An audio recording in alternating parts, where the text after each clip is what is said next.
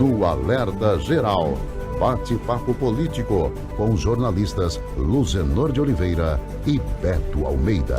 Vamos começar o nosso bate-papo político com uma boa notícia na área da educação. A notícia vem da região da Ibiapaba, em Viçosa do Ceará. A prefeitura anunciou a liberação de 11 milhões e 500 mil reais para o pagamento dos servidores da educação. É o chamado rateio do Fundeb, uma espécie de 14º salário que chega ao bolso dos servidores da área da educação. Quem chega com essa informação é o repórter Carlos Alberto.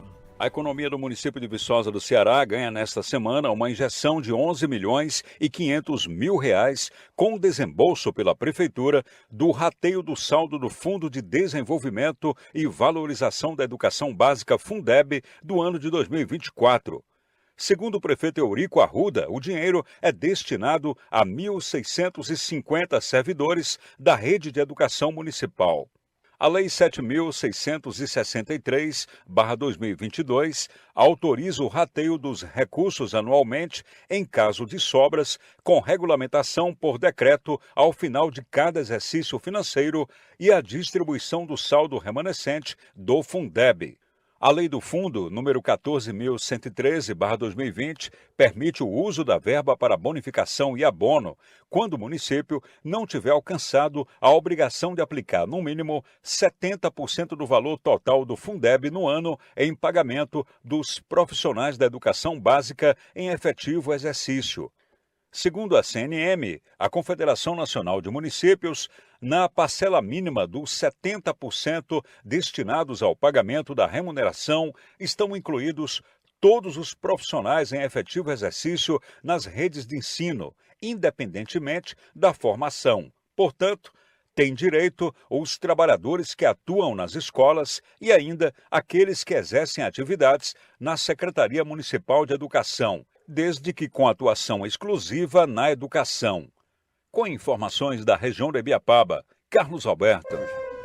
Sobre esse assunto, dinheiro do Fundeb e outros assuntos que passam pelos municípios do Ceará, nós estamos recebendo neste momento o presidente eleito da Associação dos Prefeitos do Ceará, a Prece, Joaci Júnior, ex-prefeito de Jaguaribara. Presidente, seja bem-vindo mais uma vez ao Jornal Alerta Geral. Essa boa notícia que vem da região da Ibiapaba se espalha também pelas informações que o senhor já dispõe por outros municípios cearenses, ou seja, dinheiro extra chegando ao bolso dos servidores da educação. Bom dia! Bom dia, Luzenor. Bom dia, ouvinte do Alerta Geral. É uma notícia muito feliz que movimenta a economia, certamente, do município de Viçosa. E alguns outros municípios cearenses também, esse ano, puderam também fazer esse rateio. A gente ainda não tem essa quantitativa de municípios, mas até o final do mês teremos. Mas, infelizmente, não é a realidade de todos os municípios cearenses. Muitos ainda necessitam e precisam complementar as suas folhas com recursos do Fundo Geral. Mas tem melhorado bastante. Quando é que sobra esse dinheiro, hein, presidente?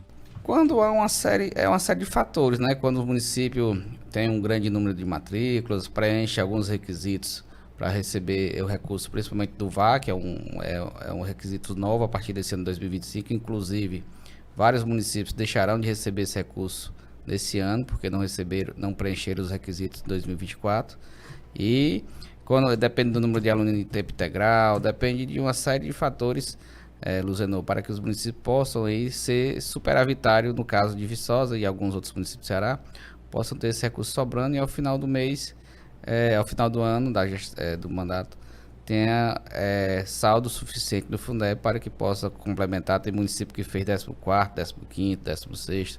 Já teve, eu me lembro, em 2000, acho que foi 2020, teve o município de Uruoca, fez até o 20º salário.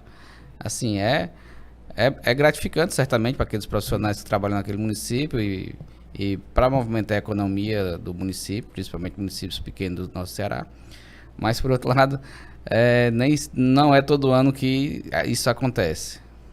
Jornalista Beto Almeida, VAR, não é aquele VAR lá do futebol, Beto, é o valor aluno ano resultado, que é um dos componentes do Fundeb para distribuição dos recursos da área da educação.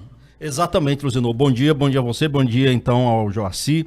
aí inclusive pelo cargo aí, o desafio que ele tem para assumir aí à frente nessa bandeira municipalista. E aí eu pergunto para você, exatamente aproveitando isso, qual é o impacto na realidade que essa complementação, que ela é recente, como você falou, foi aí, começou de 2023 para cá, mas hoje nós temos em torno de 66 prefeituras cearenses e mais a do governo, o próprio governo do estado, que não atingiram certos critérios para serem incluídos nessa complementação do VAR, que é essa valor verba aluno do Fundeb. É uma verba importante. Isso impacta esses municípios que vão ficar, por exemplo, 2025, Joaci, sem receber essa complementação. Isso vai ter um impacto significativo, vamos dizer assim, no orçamento para fazer, inclusive, frente a despesas no Fundeb, por exemplo, com a educação? Esse é o dinheiro novo, acredito que na maioria dos municípios não vai ter esse impacto aí de fazer investimento na educação, mas seria um dinheiro, como eu disse, um dinheiro novo que você deixaria de fazer novos investimentos na educação, e isso vai impactar nesses 60 e poucos municípios, certamente, da questão do volume de recursos, até porque a gente tem o VAR e tem o VAAT também. O VAAT é um valor que pode ser aplicado em novos investimentos, melhorias nas escolas, climatizações, equipamentos, capacitações, enfim, várias outras atividades que possam aí agregar. E a gente espera que para o próximo ano, esses novos gestores que estão chegando esse ano possam aí ter uma atenção maior juntamente com o seu secretário de Educação, e preencham todos os requisitos para que em 2026 o município não venha deixar de receber esse valor complementar, que certamente ajudará bastante no desenvolvimento educacional daquele município. Uma coisa que preocupa também, a gente está aqui finalizando na reta final do mês de janeiro de 2025, e tanto os prefeitos que já foram reeleitos, como os novos, agora já se preparam para pagamento do novo piso salarial nacional dos professores, que está em 4.800 e poucos reais, foi definido. A questão sempre tem o questionamento, inclusive de entidades municipalistas como a CNM, a Confederação Nacional dos Municípios, eu não sei qual é o posicionamento da Apresse, questionando exatamente esse índice de reajuste nos critérios, porque isso traz dificuldade adicional, diz que os valores repassados pelo Fundeb não são suficientes. Nós vamos ter algum problema esse ano, por exemplo, como já aconteceu em anos anteriores, em relação ao cumprimento do piso salarial nacional? Bom, pelo valor que se foi estipulado, né, pouco mais de 6%, acredito eu que a maioria dos municípios irão conceder esse reajuste de pronto e não teremos mais maiores problemas. O grande problema mesmo do piso foi no ano de 2022, quando tivemos aquele reajuste acima de 33%, onde deixou muitos municípios impossibilitados de cumprir esse piso e ficou esse déficit, né, de alguns municípios. Mas quem já vinha cumprindo cordialmente o piso, acredito que esse ano, pelo valor estipulado pelo piso, e aqui a gente ressalta, piso esse que vem sendo estipulado por uma normativa que ela deixou de viger, perdeu a sua vigência desde a aprovação do novo Fundeb em 2020. Mas mesmo assim, a maioria dos prefeitos vem cumprindo essas portarias do MEC. Tanto assim que são divulgados os reajustes, os índices anuais de reajuste, a grande maioria dos prefeitos, eles geralmente cumprem de imediato, logo no primeiro mês do ano subsequente, essa determinação e concedem o piso do magistério. Nós estamos conversando aqui no Jornal Alerta Geral com o presidente eleito da Associação dos Prefeitos do Ceará, Apresse, Joaci Júnior. Daqui a pouco a gente volta dentro desse bate-papo político para falar também sobre as pautas que a Apresse vai levar a Brasília, ao governo federal e ao governo do estado nesse primeiro semestre de 2025. Eu volto aqui no bate-papo político com o jornalista Beto Almeida. Hoje estamos recebendo o presidente eleito da Apresse, Joaci Júnior. Joaci, os prefeitos do Ceará, 184 prefeitos e prefeitas, já estão desenhando a pauta de reivindicações junto ao governo estadual, junto ao governo federal, neste primeiro semestre de 2025. Qual é a principal agenda que a Apresse leva para Brasília para essa mobilização que a CNM, Confederação Nacional Social dos municípios realiza ao longo deste primeiro semestre nessa pauta municipalista? O que é que chama mais atenção? O que é que desperta maior atenção nessa agenda de 2025 na área do municipalismo? Bom, Luzardo, dia 10 de fevereiro teremos a nossa primeira reunião com o Conselho Político da CNM, mas para o momento, eu que já tenho conhecimento, venho acompanhando as pautas aí já há 8 anos, para esse primeiro semestre, a matéria mais importante de tramitação que a gente pretende aprovação é a PEC 66, que trata sobre o parcelamento previdenciário e dos precatórios, onde dará um fôlego ao municipalismo. Mas também há outras pautas importantes, como a atualização da tabela SUS.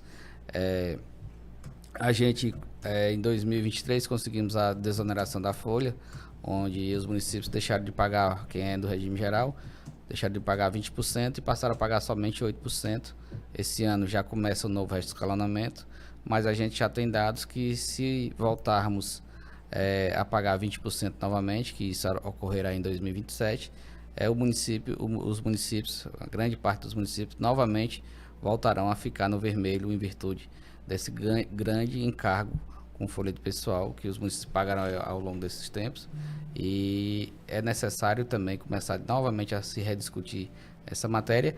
E para o ano de 2026 temos a questão da reforma tributária, que vai entrar em vigor, e os municípios precisam se preparar no decorrer desse ano para que a gente não tenha percas aí de arrecadação para os próximos anos. PEC 66, proposta de emenda à Constituição que define novas regras para renegociação dos débitos previdenciários, tanto dos municípios que têm regime geral de previdência social, quanto dos municípios que têm regime próprio de previdência social. Com certeza. Grande parte dos municípios lá tem uma dívida impagável com a previdência social. E a gente precisa, e hoje muitos municípios pagam isso, pagam parcelamentos, pagam juros, e isso é um fator que dificulta as gestões públicas equacionalizar essas contas. Dá para dimensionar, presidente Joaci Júnior, o tamanho da dívida dos municípios do Ceará com a Previdência Social, incluindo os dois regimes, porque entre as 184 cidades do Ceará, pelo menos 55 têm regime próprio de Previdência Social. Infelizmente a gente não tem como dimensionar isso, mas eu vou te dar uma noção do quanto essa dívida mais ou menos encontra-se hoje. Enquanto os municípios têm um parcelamento e pagam 1% da sua receita corrente líquida, essa dívida aumenta a taxa Selic anualmente, ou seja, a gente paga 1%, mas ela aumenta mais de 10% anualmente. Essa dívida previdenciária em 2008, mais ou menos, ela, no Brasil, no país em geral, ela representava em torno de 30 a 40 bilhões de reais. Hoje essa dívida está em aproximadamente 300 bilhões de reais, números esse calculado pela Confederação Nacional do Município, e ela poderá chegar nos próximos 10 anos a 1 trilhão de reais se não for tomada nenhuma medida eu diria, tanto através da PEC 66, como através de escolher uma nova taxa para se corrigir esses juros. E essa dívida é uma dívida impagável totalmente, né? Presidente, Pois não, jornalista Beto. O Luzenor de Oliveira falou aí sobre essa questão que existe hoje em relação aos municípios que têm o regime próprio, que estão vinculados, aliás, ao regime próprio da Previdência Social, mas que também têm o seu o regime próprio e o regime de Previdência Social. Aí eu pergunto para o senhor o seguinte: qual é hoje, digamos assim, o critério, sei lá, que os municípios, os prefeitos escolhem? O que é melhor hoje? Ele criar o seu regime próprio de previdência, ou seja, o seu fundo de previdência, ou ele está vinculado ao regime geral da Previdência Social? Ou isso depende, por exemplo, da capacidade financeira de cada município, ou seja, os municípios menores geralmente não têm essa condição de criar o seu fundo de previdência e contribuem para a Previdência Social como um todo, no regime geral. Como é que é? Bom, tem que se fazer um estudo, né? Tem que, antes de se criar um regime desse, tem que ser feito todo o estudo por uma equipe de economistas e de entendedores da área da Previdência. Hoje, alguns regimes próprios, eles são bem superavitários e são bem, os municípios estão redando, mas também há municípios no regime próprio que estão em situação difícil, que tá tendo, que o fundo ele não paga nem os seus já pensionistas. Todo mês o município está tendo que aportar recursos para o fundo para que ele possa... Mas aí não é uma questão de gestão? Com certeza, só que é uma questão de longos anos, né? Infelizmente, tivemos gestores aí no passado que meteram a mão no fundo, infelizmente, versaram mal sobre o recurso do fundo, e alguns fizeram aplicações que foram também desvantajosas para o fundo, utilizaram o dinheiro do fundo em empréstimos para fazer algumas outras ações que não a finalidade do fundo. E, infelizmente, esses municípios estão em situação difícil.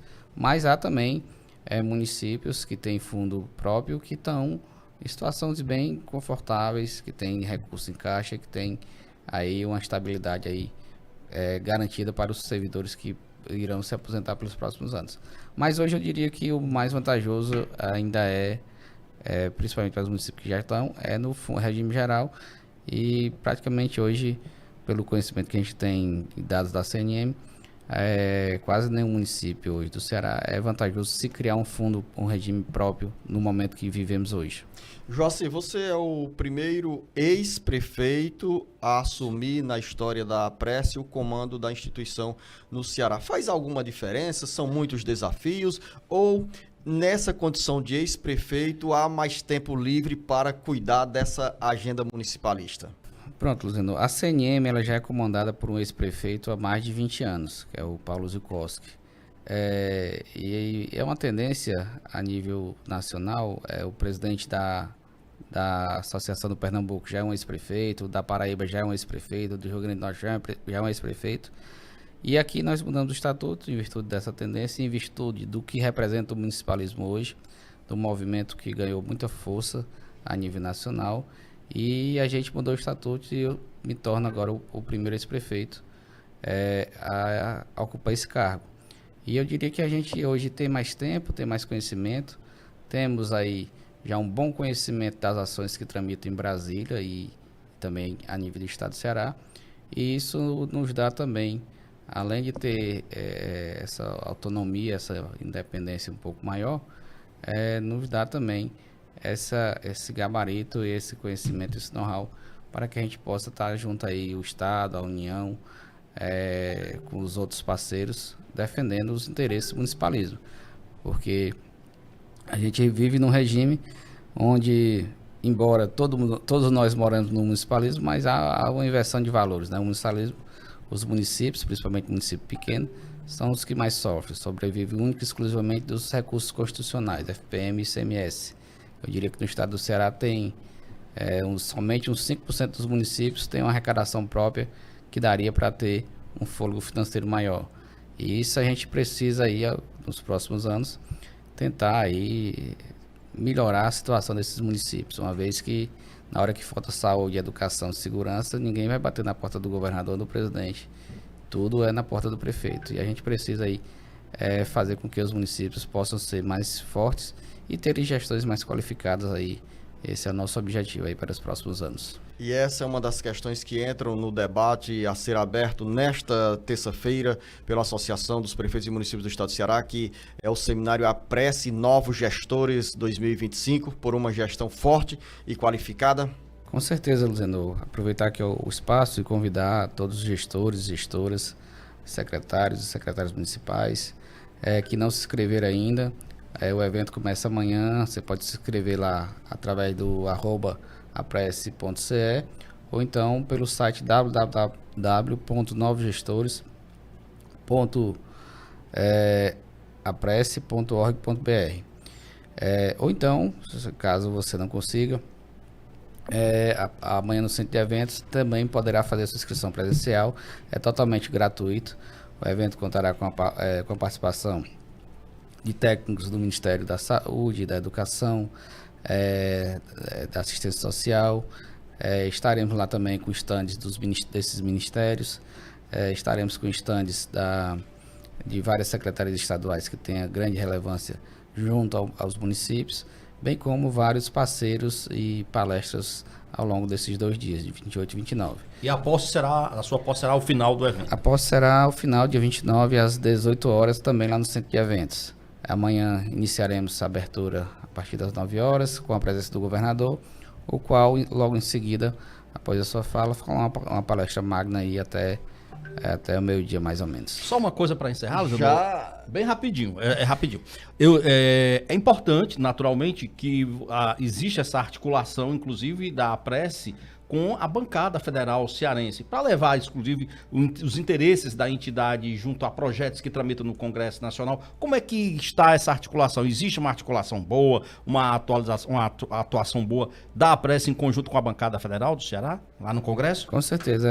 Anualmente é feita uma reunião, geralmente da Marcha dos Prefeitos, que esse ano a marcha será no mês de maio, final de maio, e a gente sempre busca a bancada para levarmos as reivindicações do municipalismo em geral, não só cearense, mas as pautas que estão tramitando lá em Brasília, e sempre há um bom diálogo com a bancada.